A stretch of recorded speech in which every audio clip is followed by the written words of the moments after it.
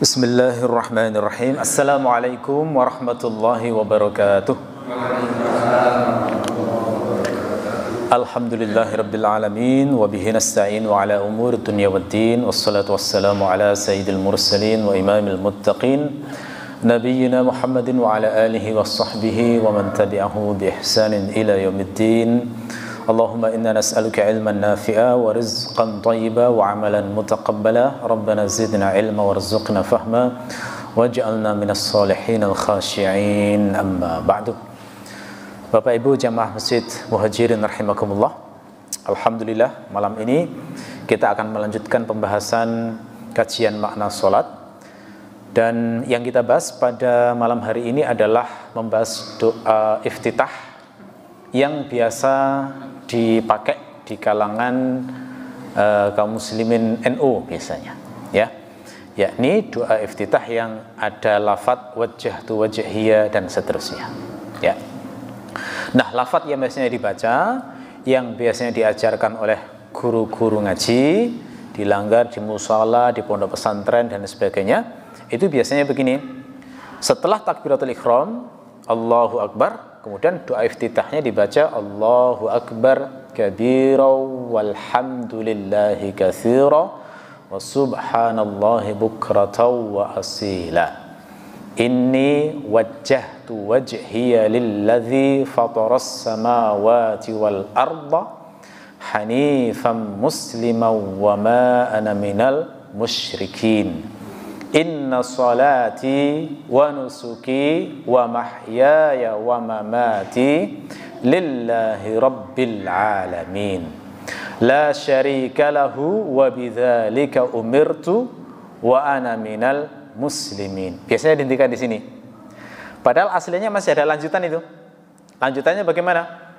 Lanjutannya adalah Allahumma antal malik la ilaha illa anta rabbi wa ana abduk zalamtu nafsi wa'taraftu bi dhanbi faghfir li dhunubi jami'a innahu la yaghfiru dhunuba illa anta wahdini li ahsanil akhlaq la yahdi li ahsaniha illa anta wasrif anni sayyi'aha la yasrifu anni sayyi'aha illa anta labbaika wa sa'daik wal khairu kulluhu fi yadaik wasyarru laysa ilaik ana bika wa ilaik tabarakta wa ta'alait astaghfiruka wa atubu ilaik.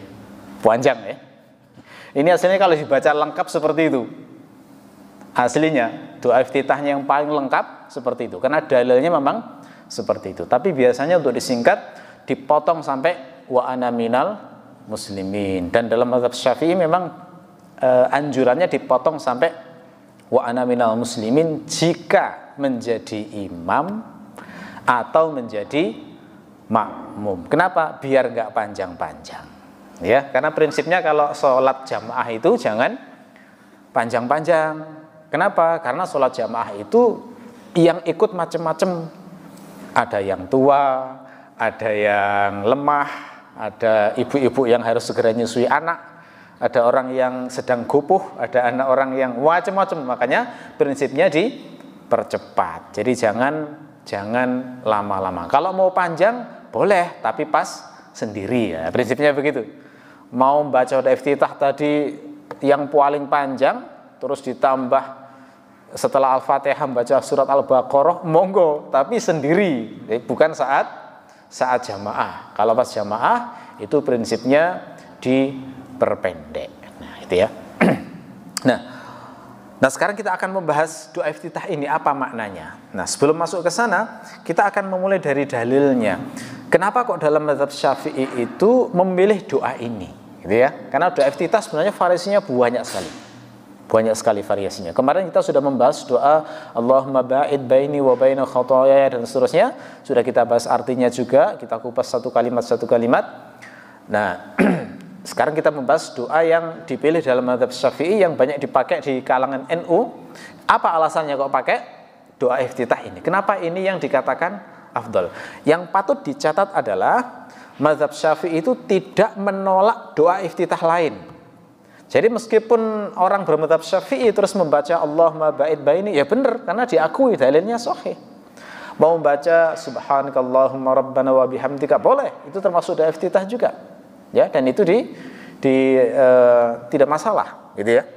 Tapi mazhab Syafi'i secara resmi pendapat muktamadnya mengatakan bahwa yang paling afdol adalah doa iftitah riwayat Ali yang ada unsur wajjahtu wajhiya lillazi dan seterusnya. Apa alasannya kok milih ini yang sebagai doa iftitah yang paling afdol? Alasannya adalah penjelasan ulama Syafi'i, karena ini adalah doa yang paling sahih dari Rasulullah. Pertama alasannya itu. Karena hadis ini, doa ini tercantum dalam Sahih Bukhari. Ya, dalam Sahih Bukhari. Lafadznya begini, an Ali bin Abi Thalib an Rasulillah sallallahu alaihi wasallam, dari Ali bin Abi Thalib dari Rasulullah. Berarti Ali itu langsung meriwayatkan dari Rasulullah. Berarti Ali itu mendapatkan doa ini itu langsung dari Rasulullah. Apa kata Ali? Annahu kana idza qama ila shalah qala, bahwasanya Rasulullah itu jika berdiri untuk salat maka beliau berdoa, wajjahtu wajhiya lilladzi fataras samawati wal arda hanifan wa ma ana minal musyrikin. Inna salati wa nusuki wa mahyaya wa mamati lillahi rabbil alamin. La syarika lahu wa bidzalika umirtu ana minal muslimin. Allahumma antal malik la ilaha illa anta. Anta rabbi wa ana abduk. Zalamtu nafsi wa a'taraftu bidhanbi. Faghfir li dhunubi jami'a. Innahu la yaghfiru dhunuba illa anta. Wahdini li ahsanil akhlaq. لا يهدي لأحسنها إلا أنت واصرف عني سيئها لا يصرف عني سيئها إلا أنت لبيك وسعديك والخير كله في يديك والشر ليس إليك أنا بك وإليك تباركت وتعاليت أستغفرك وأتوب إليك. Ini Sahih Muslim. Nah, sudah diketahui oleh para ulama kalau ada hadis diriwayatkan Bukhari atau Muslim sahih, ya. Nah, ini alasannya seperti itu. Nah, pertanyaan berikutnya, nah kalau alasannya adalah ini sahih dari Rasulullah, apa riwayat Abu Hurairah yang Allahumma ba'id baini wa baina khotoyaya enggak sahih juga, gitu ya? Jawabannya adalah itu juga sahih. Jadi dua-duanya sahih. Nah, lalu apa alasannya kok memilih yang riwayat Ali ini? Nah, jawabannya adalah dalam mazhab Syafi'i itu memilih riwayat Ali karena riwayat Ali itu ada ziyadah, ada tambahan makna yang tidak ada pada riwayat Abu Hurairah. Kalau riwayat Abu Hurairah itu doa iftitahnya kan fokus untuk membersihkan dosa, untuk minta ampun dari dosa. Allahumma ba'id baini wa baina khotoyaya, ya Allah jauhkan aku dengan kesalahanku seperti timur dan barat, kan gitu ya. Allahumma naqqini minan khotoyaya kama yunaqqas thawbul abyadu minad danas, ya Allah bersihkanlah aku dari kesalahanku sebagaimana kau bersihkan kotoran dari pakaian putih. Allahumma ghsilni min khotoyaya bitsalji wal ma'i wal barat, ya Allah bersihkanlah aku dari kesalahanku dengan air, dengan salju dan es. Nah, itu kan fokus ingin membersihkan dosa. Nah, kalau riwayatnya Ali ini itu lebih dari sekedar minta ampunan dosa. Minta ampunan dosa ada di sini, tapi juga ada pengagungan terhadap Allah. Ada wajjahtu wajhiya dulu, gitu ya. Terus ada ikrar dulu. Wa ma ana minal musyrikin wa ana minal muslimin. Jadi itu dianggap lebih lengkap, makanya dianggap lebih afdol. Maka itu pilihan kenapa dalam mazhab Syafi'i mengutamakan bacaannya wajjahtu wajhiya. Kalau lewat Bukhari doa iftitah Allahumma ba'id baini wa baina khotoyaya, itu di Sahih Bukhari sahih juga. Nah, ini juga sahih. Nah, cuma kelebihannya sama-sama sahih, yang riwayat Ali ini mengandung sejumlah banyak tambahan doa, pengakuan, ikrar dan lain sebagainya, sehingga dipandang lebih afdal, ya. Nah, kalau kita perhatikan dalam dalil ini itu lafadznya dimulai wajjahtu wajhiya. Sementara yang diajarkan oleh para kiai kita, para ustadz-ustadz yang di pondok-pondok itu kan dimulai dari Allahu Akbar kabira walhamdulillahi katsira wa subhanallahi bukrata wa asila, terus ada ini wajjahtu. Kenapa itu? Nah, ini kalau nggak ngerti mazhab bisa bingung, bahkan disalahkan bisa jadi ya. Nah, itu tidak boleh, keliru ya. Harus mengerti dasarnya biar tidak mudah untuk menyalahkan. Pertama, lafadz Allahu Akbar kabira walhamdulillahi katsira wa subhanallahi bukrata wa asila itu adalah salah satu variasi bacaan iftitah juga. Nah, berarti yang diajarkan guru-guru kita itu adalah menggabung dua bacaan iftitah. Jadi itu aslinya. Ya, jadi itu satu riwayat sampai wa asila itu satu riwayat, wajjahtu wajhi itu riwayat yang lain. Berarti ini menggabung dua riwayat aslinya. Dan memang kalau dalam mazhab Syafi'i boleh saat doa iftitah itu kita gabung dua riwayat, tiga riwayat, empat riwayat, boleh itu. Ya. Jadi misalnya setelah wajjahtu ini kemudian disambung Allahumma ba'id baini wa baina. Boleh itu. Kalau sholat sendiri ya, yang penting tidak menyusahkan jamaah nantinya. Sholat sendiri tidak masalah. Jadi itu penyebabnya kenapa jadi sepanjang itu. Terus kenapa kok ada ini? Padahal lafadz hadisnya adalah wajjahtu, dimulai dari wajjahtu. Jawabannya adalah karena lafadz doa ini ternyata ada juga dalam Al-Quran. Sementara dalam Al-Quran itu diawali inni wajjahtu. Gitu ya. Jadi lebih utama menggabungkan Quran dengan hadis daripada hanya dari hadis saja. Itu alasannya ya. Jadi nggak boleh kita mengatakan hadisnya nggak ada ininya, kenapa ditambahin ini? Bid'ah itu, wah keterlaluan itu ya, tidak boleh kalau sampai dikatakan. Ini ijtihad, ini hasil ijtihad ulama yang sangat memahami bahasa Arab, yang sangat mengerti dalil, yang sangat bereputasi seperti Asy-Syafi'i, sehingga kemudian beliau menggabung beberapa lafadz itu karena memang Quran itu dalil, hadis juga dalil. Jika ada makna yang itu nyambung digabungkan itu justru lebih dekat pada kebenaran dan lebih dekat pada kehendak Allah, gitu ya. Nah, itu. Kemudian untuk lafadz wajhi itu bisa dibaca dua cara. Boleh dibaca wajhi, boleh dibaca wajhiya, boleh. Jadi inni wajjahtu wajhiya lilladzi, boleh. Inni wajjahtu wajhi lilladzi, boleh juga. Ya, jadi itu hanya bahasa Arab saja. Namanya dhamir ana itu dalam posisi genitif atau posisi majrur itu boleh di fathah atau di sukun. Kemudian untuk lafadz hanifan. Nah, lafadz hanifan ini kalau riwayat Muslim itu hanya hanifan saja.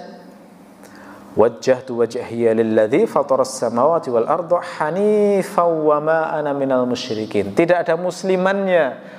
Yang dihafal biasanya kan hanifan muslimau wa ma ana minal musyrikin gitu. Nah, musliman ini diambil dari mana? Nah, ternyata kata musliman ini diambil dari riwayat Abu Dawud. Jadi ada riwayat Abu Dawud yang sahih juga yang menyebut hanifan musliman. Lah kenapa kok yang diambil ada muslimannya? Karena ada muslimannya itu ada unsur ziyadah, ada tambahan. Maka ada keutamaan untuk mengambil riwayat yang lebih lengkap daripada riwayat yang kurang. Nah, karena manhajnya begini kalau dalam mazhab Syafi'i itu. Kalau seorang perawi mengatakan A sementara dia jujur, yang B mengatakan A dan B dan dia itu jujur, maka yang B ini harus lebih diambil dan diutamakan karena bisa jadi yang A ini lupa, terlewat yang satunya. Nah, karena dua-duanya ini jujur dan ingatannya kuat, begitu ya. Jadi ada yang mungkin salah satu lewat, yang lain yang lupa sangat mungkin. Jadi digabung lebih afdol daripada hanya memilih yang salah satu. Itu alasannya kenapa ditambah musliman. Ya. Kemudian lafadz wa ana minal muslimin itu kalau sebagian riwayat itu ada juga yang bunyinya wa ana awwalul muslimin. Nah, ada yang semacam itu ya. Nah, ini saya terangkan semuanya biar semuanya jadi jelas. Kok bisa muncul sekian banyak variasi itu. Ada yang membacanya wajjahtu wajhiya lilladzi fataras samawati wal arda hanifan wa ma ana minal musyrikin. Ada yang membaca wajjahtu wajhiya lilladzi fataras samawati wal arda hanifan musliman wa ana awwalul muslimin. Gimana hukum membaca wa ana awwalul muslimin? Jawabannya adalah itu boleh juga. Kenapa? Karena itu ada dalam riwayat sahih juga. Jadi tidak masalah membaca wa ana minal muslimin atau wa ana awwalul muslimin. Kalau membaca wa ana awwalul muslimin itu dasar penguatnya adalah di surat Al-An'am. Surat Al-An'am ayat 163 itu lafadznya wa ana awwalul muslimin. Berarti ini melaksanakan ayat Al-Qur'an. Nah, itu bisa dibenarkan. Yang kedua, karena memang riwayat sahih Abu Dawud itu lafadznya juga wa ana awwalul muslimin untuk doa iftitah yang sama. Nah, ini menunjukkan berarti itu boleh dibaca juga. Malahan kata Asy-Syafi'i dalam kitab mayoritas perawi hadis itu justru banyak yang membaca wa ana awwalul muslimin. Gitu ya, sehingga ini bisa diikuti. Ya. Nah, kata sebagian ulama malahan Rasulullah itu cara mengkompromikannya, Rasulullah itu memang kadang-kadang mengucapkan wa ana minal muslimin dan kadang-kadang mengucapkan wa ana awwalul muslimin. Gitu ya. Ini tersebut dalam kitab Al-Manhalul Azbul Mawrud Syarah Sunan Abi Dawud dikatakan wa fi riwayati Muslim wa ana minal muslimin wa la munafata bainahuma li'annahu sallallahu alaihi wasallam kana yaqulu hadza tarratan wa tilka ukhra. Ya, dalam riwayat Muslim itu Rasulullah mengucapkan wa ana awwalul muslimin, tetapi sementara riwayat yang lain mengatakan wa ana awwalul muslimin. Ini tidak ada kontradiksi. Kenapa? Karena Rasulullah mengucapkan lafaz ini sesekali, yang lafaz ini sesekali. Nah, jadi sekarang sudah menjadi jelas ya bahwa ternyata variasi lafaz itu tidak perlu dipertentangkan. Itu semuanya benar, ada dasarnya. Kalau mau ngaji ya, itu pasti ada dasarnya, gitu ya. Jadi dari sini kita juga bisa mengambil pelajaran ya. Kalau ada hal yang sedikit beda jangan langsung menyalahkan. Nah, lebih baik ditanyakan dulu ke ulama, siapa tahu ada penjelasannya yang kita belum tahu ya. Oke. Baik, sekarang kita akan membahas kajian maknanya ya. Kita mulai dari lafadz wajjahtu wajhiya lillazi fataras samawati wal ard ya. Apa makna wajjahtu wajhi? Makna wajjahtu wajhi adalah aku menghadapkan wajahku. Ya, wajah itu maknanya menghadapkan. Tu itu saya. Wajjahtu wajhi berarti saya menghadapkan wajahku. Kepada siapa? Lillazi fataras samawati wal ardo. Untuk zat yang menciptakan semua langit dan bumi. Nah, apa makna menghadapkan wajah ini? Makna menghadapkan wajah ini, kata para ulama, ini adalah kata majasi untuk menunjukkan bahwa kita itu mengarahkan tujuan kita ya kepada sesuatu. Karena wajah itu memang dipakai mencerminkan qasdun, mencerminkan arah tujuan. Ya, kalau misalnya kita mau menuju ke barat misalnya, maka pasti kita akan menghadapkan ke arah barat. Jadi nggak mungkin orang mau menuju barat tapi wajahnya menghadap ke arah timur atau selatan atau utara, nggak mungkin. Ya, kalau orang mau ke arah barat, maka pasti akan menghadapkan wajah ke arah barat, baru berjalan ke arah barat. Itu makna menghadapkan wajah. Nah, di sini yang dimaksud adalah makna majasi, yakni menghadapkan wajah kepada zat yang menciptakan langit dan bumi. Itu maksudnya adalah mengarahkan keinginan kita untuk beribadah dan menaati Allah. Nah, itu maksud menghadap di situ. Jadi wajah di sini, wajah kita itu kita hadapkan, yang dimaksud adalah kita mengarahkan keinginan, mengarahkan tekad kita untuk menyembah dan menaati Allah. Seakan-akan kalau pakai bahasa lain itu begini, saya menghadapkan wajah saya ke Allah saja dan saya siap untuk mengabaikan, meremehkan, meninggalkan selain Allah pada momen ini. Nah, itu ya. Jadi saya siap untuk melupakan, untuk meremehkan, untuk menghinakan, untuk tidak memperdulikan siapapun selain Allah pada momen ini. Nah, itu makna wajjahtu wajhiya. Nah, di sini ada kandungan makna ikhlas. Apa itu ikhlas? Ikhlas maknanya adalah memurnikan ketaatan semata-mata untuk Allah. Jadi kalau wajah itu sudah dihadapkan kepada Allah, berarti yang diharapkan ridhonya cuma Allah, yang diharapkan pujiannya cuma Allah, yang diharapkan apresiasinya cuma dari Allah. Berarti pas sholat sudah nggak butuh pujian manusia, nggak butuh apresiasi manusia, nggak butuh biar disebut soleh, nggak butuh disebut khusyuk, nggak butuh, gitu ya. Karena yang butuh adalah pujian dari Allah. Jadi itu makna wajah itu seperti itu, ada kandungan makna ikhlas. Dan para ulama juga mengajarkan awas, jangan dusta kalau mengucapkan kata wajjahtu wajhiyah. Dustanya itu bagaimana? Lisan yang mengucapkan wajjahtu wajhiyah, tapi hatinya terbang kemana? mana. Nah itu kata para ulama itu berdusta dengan ucapannya, jangan. Jadi kalau pas ngomong wajah tu wajhiyah itu pastikan jujur omongannya, benar-benar dirinya itu fokus mengingat Allah saja. Ya. Lafadz fatara pada kata lillazi fataras samawat, fatara itu maknanya menciptakan pertama kali tanpa ada contoh sebelumnya.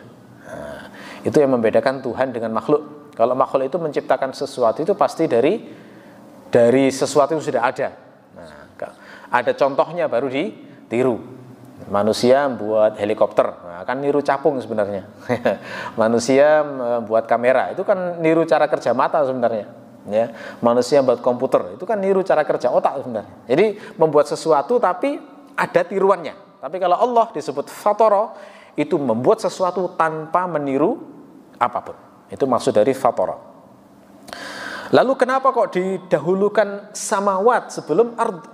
Nah, kata para ulama, didahulukan samawat karena langit itu terdapat hamba-hamba suci yang tidak pernah bermaksiat kepada Allah. Jadi di langit itu ditinggali malaikat yang semuanya menyembah Allah, yang tidak pernah bermaksiat kepada Allah. Ini beda dengan di bumi. Kalau di bumi itu campuran, yang sholat ada, yang mabuk juga ada. Ya. Orang yang baik ada, yang jahat juga ada. Jadi ada yang taat, ada yang maksiat. Makanya yang langit itu didahulukan daripada bumi. Fataras samawati wal arda. Ya. Jadi dari lafadz wajjahtu wajhiya lillazi fataras samawati wal arda, ini kita sudah diajari untuk menghadirkan keagungan Allah, zat yang menciptakan langit dan bumi, yang membedakan dengan Tuhan-Tuhan yang lain. Jadi kalau Tuhan-Tuhan sesembahan selain Allah itu kan tidak pernah menciptakan langit dan bumi. Menciptakan lalat aja nggak bisa, apalagi menciptakan langit dan bumi. Maka kita sebagai orang mukmin itu patut berbangga karena yang kita sembah adalah Tuhan sejati yang menciptakan langit dan bumi, bukan Tuhan-Tuhan yang diciptakan oleh manusia. Kemudian dijelaskan hanifan, ya. Hanifan, apa itu makna hanif? Makna hanif, ya, hanif itu bahasa Arab dari kata hanafa, itu makna aslinya bengkok sebenarnya. Ya, mana asli kata hanafa itu bengkok atau condong atau doyong. Mail bahasa Arabnya, al-mailu. Ya. Terus apa yang dimaksud di sini? Kenapa kok dipakai dalam konteks yang positif di sini? Jawabannya adalah karena di zaman dulu bahkan sampai zaman sekarang itu yang namanya kekufuran, kejahatan dan kebatilan itu jauh lebih banyak daripada orang-orang yang berada di jalan yang lurus. Makanya orang yang beriman itu diperintahkan untuk condong kepada al-haq. Nah, jadi seakan-akan dikasih kata hanif itu supaya kita memiliki semangat selalu berusaha untuk memaksa diri condong pada al-haq. Gitu ya. Nah, karena simbol kebenaran di zaman dulu itu yang paling utama adalah cara hidupnya Nabi Ibrahim, maka kalau disebut hanif itu identik dengan Nabi Ibrahim. Makanya orang disebut hanif itu biasanya disebut, oh ini pengikutnya Nabi Ibrahim. Kenapa? Karena selalu condong berusaha mengikuti jalan hidupnya Nabi Ibrahim. Karena kalau kita lihat sejarah ya, Nabi Ibrahim itu hidup di mana namanya penyembahan selain Allah itu luar biasa merajalela. Di mana-mana itu, di Irak, di Iran, di Mesir. Beliau pindah dimanapun itu rata-rata penyembah berhala semua itu. Hanya Nabi Ibrahim saja yang waktu itu dengan keluarganya yang selamat dan bertauhid hanya menyembah Allah. Makanya saat ada perintah untuk membawa Hajar itu dibawa ke tempat yang masih steril, dibawa ke Mekah. Itu yang nggak ada penyembahan berhala di sana, supaya nanti menjadi pelopor dakwah untuk menyebarkan agama Hanif, agama yang masih bagus kepada orang-orang yang belum mengenal din. Gitu ya. Nah, lama-lama kemudian Hanif itu diterjemahkan sebagai agama yang lurus, gitu ya. Aslinya mana bahasanya justru condong malahan. Mail itu mana bahasanya Hanif itu mail. Condong ke pada al-haq, gitu ya. Nah, jadi kalau diterjemahkan lurus atau diterjemahkan mengikuti agama Nabi Ibrahim itu sudah makna turunan sebenarnya, bukan makna bahasa yang asli. Ya. Oke. Kemudian kata wa ma ana minal musyrikin. Ya, dan tidaklah aku, ma-nya itu manafiyah, maknanya tidaklah, wa ma ana, tidaklah aku minal musyrikin. Musyrik itu orang yang menyekutukan. Menyekutukan itu maknanya menduakan. Nah, ini harus dibedakan dengan orang yang tidak percaya Tuhan atau orang yang percaya kepada Tuhan selain Allah, itu beda. Ya.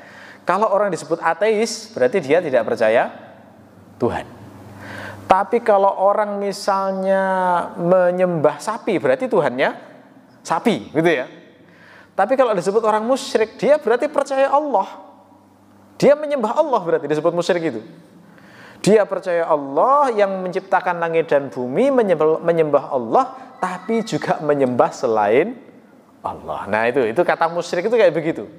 Berarti bisa kita pahami, ateis itu lebih parah daripada musyrik ya. Musyrik itu masih mending ya. Musyrik mending tapi bukan berarti benar ya, enggak ya. Maksudnya lebih baik dari sisi masih percaya Tuhan, masih percaya Allah musyrik itu. Tapi kalau orang ateis itu sudah benar-benar mengingkari Allah. Jadi kufurnya kufur kuadrat gitu ya. Musyrik saja itu ke neraka nasibnya nanti di akhirat. Musyrik loh padahal. Dia ke neraka kekal di dalamnya, apalagi yang ateis, apalagi yang menyembah selain Allah. Musyrik aja itu nanti ke neraka karena Allah itu benar-benar murka dengan orang-orang yang menyekutukan Dia. Itu termasuk tindakan kriminal terbesar terhadap Allah, itu adalah kemusyrikan itu. Ya, perumpamaannya begini.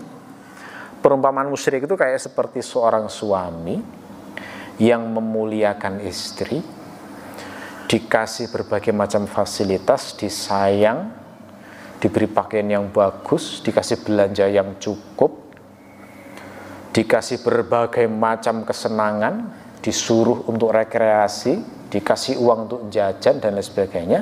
Tapi istrinya ini malah melayani tetangga, bukan melayani suaminya. Oh, ini kan jahat banget ya. Maksudnya dibaiki suami kok berkhidmatnya, melayaninya kepada selain suami, itu kan kejahatan besar itu ya. Perumpamaan orang musyrik kira-kira semacam itu. Oleh Allah dikasih nikmat, dijadikan manusia, dikasih akal, dikasih makan, dikasih minum, dikasih sehat. Lah kok yang disembah selain Allah? Itu makanya dianggap kejahatan yang paling besar. Orang musyrik itu makanya di akhirat itu kekal di neraka karena dia melakukan kejahatan yang sangat besar. Disebut Quran sebagai zulmun azim, kezaliman yang besar. Musyrik itu lebih jahat daripada zina dan mencuri. Orang beriman kalau hanya menyembah Allah saja, kemudian dia terjerumus pada dosa perzinahan dan pencurian, kemudian dia mati dalam keadaan belum bertobat, lalu dia masuk neraka, itu masih mungkin masuk surga, itu bisa lepas itu dari neraka itu. Kenapa? Karena dia nggak musyrik, dia hanya kalah oleh hawa nafsunya, itu ya. Sementara Allah itu masih mudah memaafkan kesalahan karena hawa nafsu daripada kesalahan karena kesombongan. Itu beda itu. Ya. Nabi Adam itu dimaafkan Allah.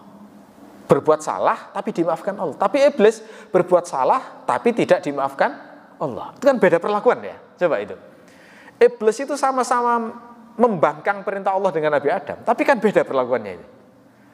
Ya, iblis itu dimarahi Allah, disebut kafir, diusir kan begitu ya. Terus sudah dinas nanti ke neraka selamanya. Sementara Nabi Adam saat salah itu ditegur dengan halus, dengan lembut. Kenapa Adam? Kok kamu makan buah itu? Kan sudah aku larang. Kenapa? Nah, kan lembut banget ya. Kenapa? Kata para ulama, karena sebab dosa Adam adalah hawa nafsu. Rasa penasaran, pengen merasakan, ngincipi gimana sih itu rasanya gitu ya. Terus ketipu oleh tipuan iblis, karena nggak niat maksiat sebenarnya. Iblis itu kan berani bersumpah ya bahwa ini buah ini sebenarnya untuk mengekalkan kamu ini kalau kamu makan. Demi Allah. Iblis berani ngomong gitu ya. Akhirnya dia percaya. Tapi sebenarnya kalau dilacak lebih dalam lagi ya sebenarnya kekeliruan Nabi Adam adalah lebih dominan mengikuti keinginan pribadinya. Gitu ya. Yang penasaran pengen merasakan buah itu. Kan orang maksiat kan seperti itu ya. Diawali dari rasa penasaran kan. Ada perasaan penasaran, pengen nyicip sekali aja lah misalnya gitu ya. Kan ada perasaan semacam itu. Itu dosa Nabi Adam. Maka Allah lembut sekali pada Nabi Adam, kemudian diberi Adam. Iblis ini tidak. Iblis ini sudah salah tapi merasa benar, kan begitu salahnya itu. Salah tapi merasa benar. Kenapa kok saya disuruh sujud? Wong dia itu dari tanah, saya dari api. Nah, orang musyrik kan gitu, merasa benar ya. Orang musyrik itu kalau ditanya kenapa kamu kok menyembah selain Allah? Loh, aku ini enggak menyembah selain Allah. Aku ini menyembah ini hanya untuk mendekatkan diri kepada Allah. Padahal Allah enggak pernah memerintahkan menyembah patung-patung itu, gitu loh ya. Nah, itu kesalahannya orang yang musyrik. Makanya Allah enggak mengampuni dosa kemusyrikan. Tapi dosa selain kemusyrikan masih ada kemungkinan untuk diampuni. Tobat tidak pernah tertutup, dan bahkan kalau orang mati dalam keadaan memiliki dosa besar itu masih ada harapan keluar dari neraka entah kapan. Itu hanya Allah yang tahu nantinya. Nah, itu makna musyrik ya. Ini musyrik itu menyekutukan Allah, menyembah Allah sekaligus menyembah selain Allah. Ini mencakup semua orang kafir yang menduakan Allah intinya. Entah dia menyembah Allah sekaligus menyembah patung, menyembah Allah sekaligus menyembah Nabi Isa, gitu ya. Menyembah Allah sekaligus menyembah Uzair, menyembah Allah sekaligus menyembah malaikat, nyembah Allah tapi juga nyembah api, gitu ya. Nyembah Allah tapi juga nyembah Nyi Loro Kidul misalnya ya. Nah, sama itu semua disebut musyrik juga itu. Ya. Nah, yang semacam ini ditegaskan saat kita membaca doa iftitah, kita tegaskan wa ma ana minal musyrikin. Saya tidak termasuk golongan orang-orang itu tadi. Seakan-akan memperbarui tekad bahwa kita adalah hamba Allah yang berusaha menjadi orang muwahhid, menjadi ahli tauhid. Ya, berarti wa ma ana minal musyrikin ini memperjelas makna hanifan sebelumnya. Hanifan sebelumnya kan diterjemahkan yang condong terhadap al-haq, atau orang yang lurus mengikuti agamanya Nabi Ibrahim. Nah, berarti penjelasan penguatannya adalah ciri utama orang yang condong pada kebenaran adalah anti syirik, gitu ya. Anti syirik, tidak mau menduakan Allah, gitu ya. Nah, makna yang lain adalah selain penegasan bahwa kita tidak mau tergolong orang musyrik, maka wa ma ana minal musyrikin ini juga bisa bermakna tobat. Maksudnya tobat adalah yakni ketika sebelumnya itu menjadi termasuk golongan orang yang menyekutukan Allah, kemudian saat membaca doa iftitah itu bertobat tidak mau menjadi golongan mereka sambil mengucapkan wa ma ana minal musyrikin, gitu ya. Jadi ada unsur taubat juga. Ya, sekaligus juga mengandung makna kita selalu berusaha untuk melatih diri supaya ikhlas, ya. Bukan penyembah Al-Lat, bukan penyembah Al-Uzza, Manat, Hubal, bukan penyembah malaikat, tidak menyembah nabi juga, tidak menyembah wali, tidak menyembah Nabi Khidir misalnya ya, tidak menyembah mursyid, ya. Tidak menyembah cinta, ya. Tidak menyembah uang, apapun bisa disembah selain Allah itu. Jadi kalau mengatakan wa ma ana minal musyrikin itu berarti siap untuk hanya mengagungkan Allah saja. Yang merisaukan hanyalah bagaimana memenuhi hak Allah saja, tidak mau untuk mengagungkan selain Allah. Jadi seakan-akan awal sholat iftitahnya sudah ditekankan dalam hati, aku sholat ini enggak mencari pujian orang, wa ma ana minal musyrikin. Karena riya itu kan juga musyrik toh. Riya itu adalah syirik meskipun disebut syirik kecil, karena menduakan toh. Menduakan, riya itu kan dia mencari apresiasi Allah tapi juga minta apresiasi manusia. Nah, ini ya. Ini biasanya yang terkena, yang sering banyak kena godaan pamrih kayak gini tuh orang-orang yang pengen punya jabatan ini. Tiba-tiba sebelum pemilihan langsung khusyuk ya, langsung sholat ya. Tiba-tiba langsung jamaah dan didokumentasi di video gitu. Itu kan jelas ya targetnya ya, untuk menjaring pemilih muslim. Nah, ini kita nggak termasuk golongan orang-orang semacam ini. Ditekankan wa ma ana minal musyrikin. Saya ini hanya Allah saja ini. Bukan untuk mendapatkan simpati manusia. Nggak butuh manusia itu apakah memuji saya atau mencela saya. Pokoknya saya menyembah Allah. Oh, nanti setelah mati saya juga sendiri juga. Orang-orang yang saya cari pujiannya itu juga nggak akan mungkin menemani saya, kan begitu ya. Nah, itu wa ma ana minal musyrikin. Setelah itu lanjutannya inna sholati wa nusuki wa mahyaya wa mamati lillahi rabbil alamin. Sesungguhnya salatku. Apa itu salat? Salat adalah gerakan yang diawali dengan takbir dan diakhiri dengan salam. Salat itu bahasa mudahnya adalah ritual resmi menghadap Allah. Nah, gampangnya gitu ya. Ritual resmi menghadap Allah. Tata cara untuk berkomunikasi dengan Allah secara resmi yang diajarkan oleh utusan Allah. Nah, gampangnya kayak begitu. Makanya tata caranya spesifik. Takbirnya diatur, sujudnya, rukuknya, bacaannya, semuanya diatur dengan detail. Mana yang rukun, mana yang sunnah, mana yang makruh, semuanya diatur dengan detail dalam ilmu syariat. Nah, di sini dikatakan sesungguhnya sholatku. Nah, ini yang dimaksud berarti sholat-sholat yang kita kerjakan tadi yang diawali takbir dan diakhiri dengan salam. Ini mencakup semua sholat. Sholat maghrib seperti kita lakukan ini tadi, sholat isya nanti, sholat subuh, sholat asar, sholat tahiyatul masjid, sholat rawatib, sholat duha, sholat tahajud. Nah, itu maksud dari inna sholati mencakup semua jenis sholat, yang wajib maupun yang sunnah. Wa nusuki, apa makna nusuki? Nusuki itu dari kata nusukun, ya, kadang disebut mansakun. Ya, apa makna nusuk atau mansak? Makna nusukun atau mansak itu adalah ibadah. Makna aslinya adalah ibadah. Makna yang paling asli dalam bahasa Arab, nusuk itu dari kata nasikah. Apa makna nasikah? Nasikah itu sebenarnya adalah perak yang dicairkan dan dibersihkan dari segala campuran. Itu makna paling asli dari kata nasikah. Ya, perak yang dicairkan dan dibersihkan dari segala campuran. Seakan-akan kita itu diminta kalau ibadah itu yang bersih gitu loh ya. Yang bersih banget untuk Allah, seperti perak yang cair yang dibersihkan dari segala campuran.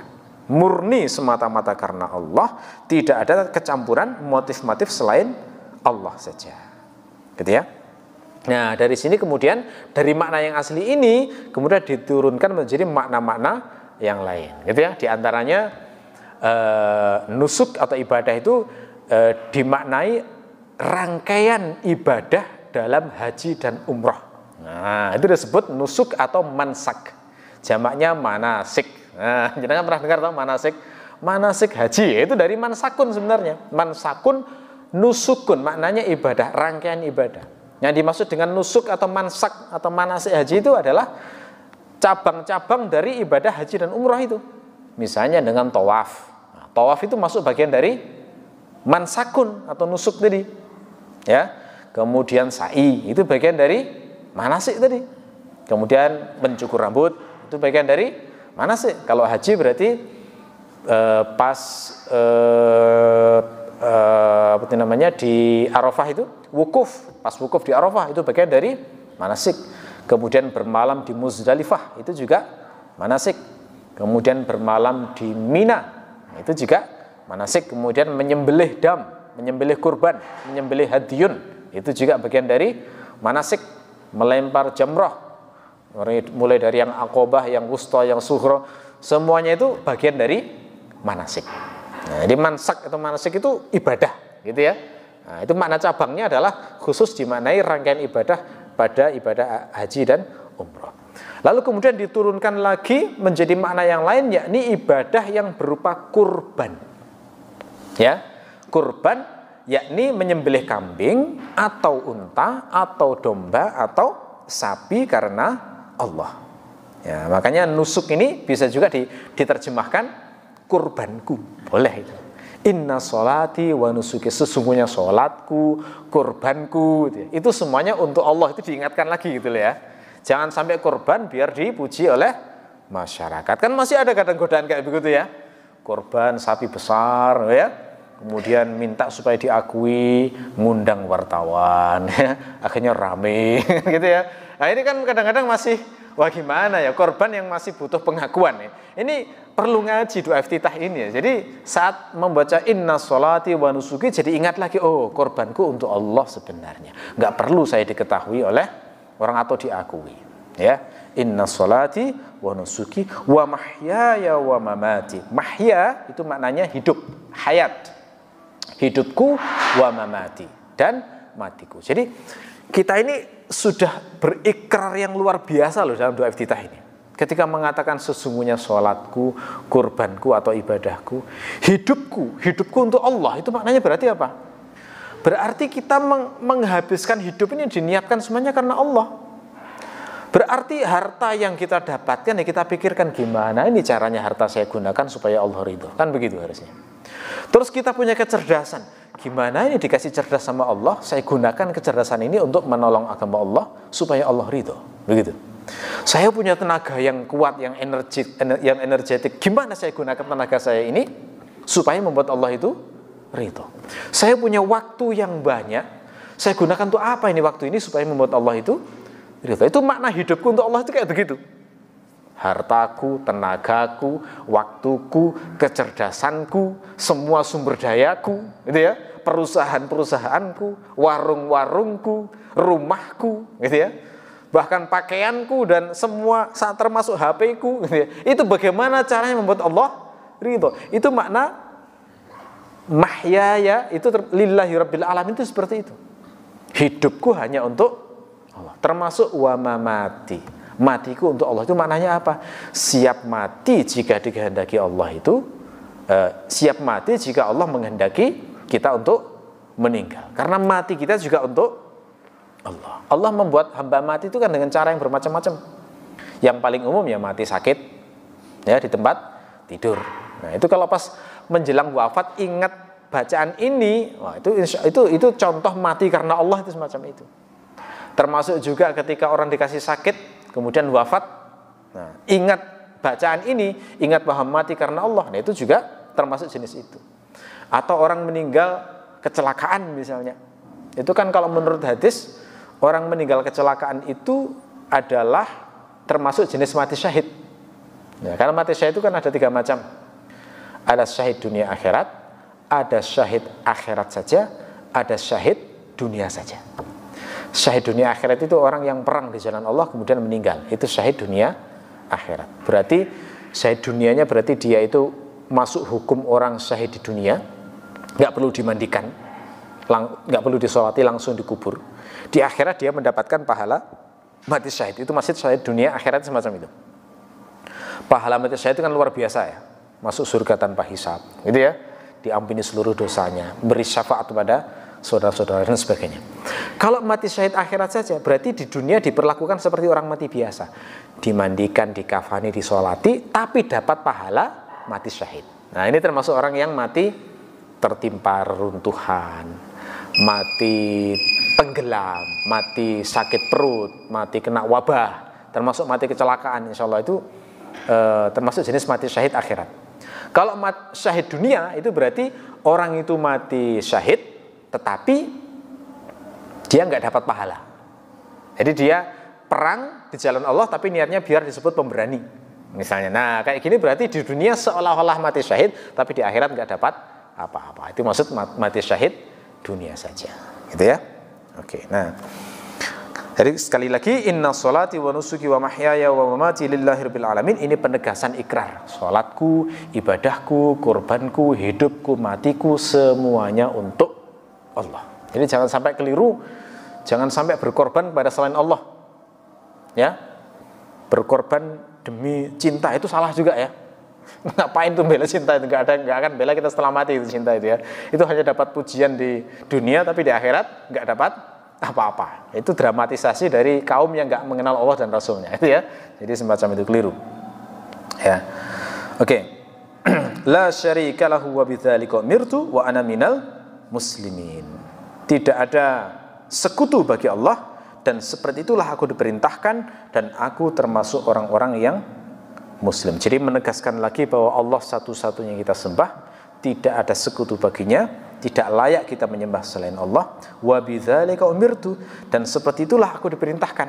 Artinya tauhid ini kita ingat kembali bahwa itu adalah perintah Allah, bukan buatan manusia, bukan buatan Rasulullah.